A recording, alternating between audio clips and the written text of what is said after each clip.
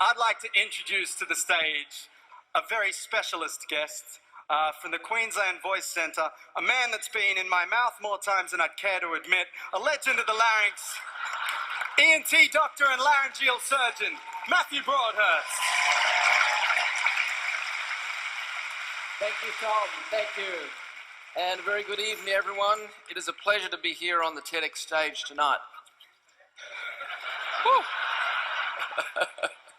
He's not warming up his hands. It doesn't get that intimate.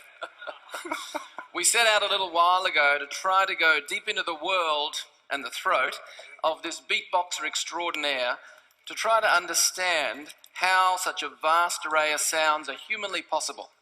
And what we found, these are going in the mouth, by the way, and what we found was something absolutely amazing. Even after my 2 years of laryngeal surgery in Harvard Medical School with world-renowned Professor Stephen Zeitels, we never saw anything as extraordinary or fascinating as this. That's what we're going to show you tonight.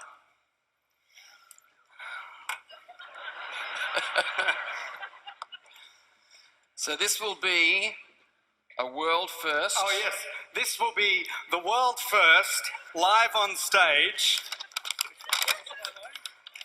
nasopharyngo-laryngoscopic analysis of a beatboxer. All right, so for those of you who might be a little squeamish, the next 10 minutes or so will get incrementally more graphic and stomach churning. So let's get into it. Feel free to use the bucket. So when we make sound, we use the vocal cords to take air from the lungs and then turn it into a vibrating air column in the throat. If you think of it like a trumpet, we've got the mouthpiece, that's the vocal folds, and then the horn section is the throat.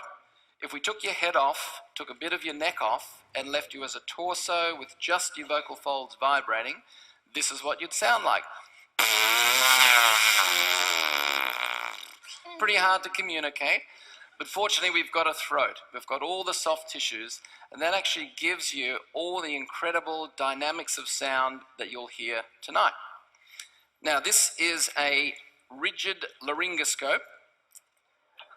Spicy boy. I know.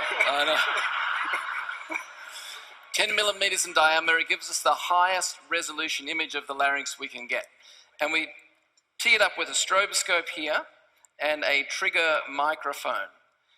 The mic will pick up the frequency, and that'll allow us to show you how this all works. So if we can have the lights down, turn the light on here. So I've got the frequency of sound matched with the stroboscope. That's the light you're seeing flickering in the cup. And that's at about 80 hertz or so. So what we can do then is we can take that and put the phase of the strobe and the sound just out of sync. That lets us capture real-time, slow-motion activity of vibrating tissues. When we apply that to the larynx, we get this fluid, slow motion of the vibrating vocal folds. So that's what we're going to get on and do. All right, you ready? Yep. Okay, so here we go. We're going to have a look at the voice box. That tongue out. It's very hard not to gag with this. Say E. So down the bottom you see the vocal cords, the little cord-like structures. And now just look at the skin on the neck and you'll see how strong the light is to penetrate the skin. All right, so if you have the lights back on.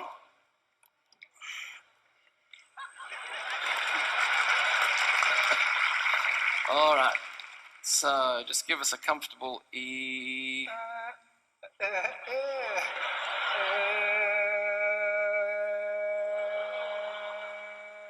So that's the vibrating vocal folds, about 120 hertz. Means they've collided 120 times a second just to make that sound. And we can also see that they're absolutely perfectly normal. So all his beatboxing, all those sounds for years, with Tom's way of doing it, absolutely no damage whatsoever. That's really remarkable. Well done. Okay. All right, we got this. All right. So watch now as the vocal cords go from high pitch to low pitch. You'll see them go from long and skinny to short and fat. Really think E.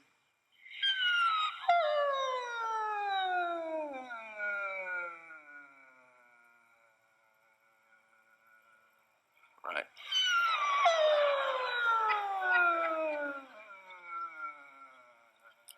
And what you can see is that his vocal range is so extreme, much more extreme than any other performer I've worked with.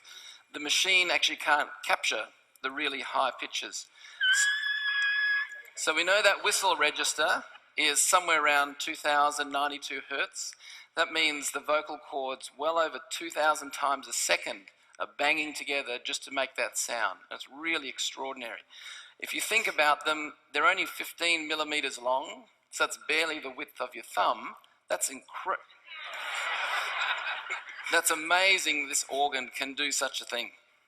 So now we're going to swap over to the flexible laryngoscope. This is a little more graphic. He bought it at Sexpo. That wasn't in the scripts.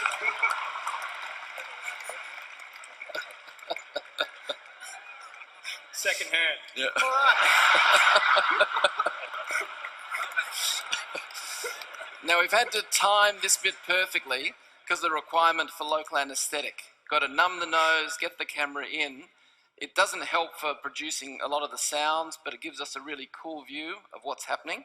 So hold on to the stomachs and let's see what we can do. So we're going to the back of the nose.